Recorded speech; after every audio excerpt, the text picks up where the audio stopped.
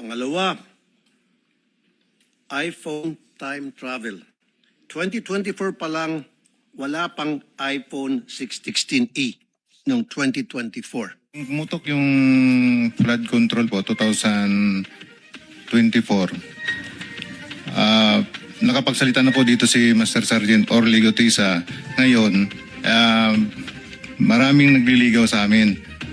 Ano po? Nililigawan po kami na hindi na po kami magsalita. Yung lahat ng cellphone po namin, ibibigay po sa kanila. Sa anong dahilan? Papalitan po ng mga bago po, iPhone po.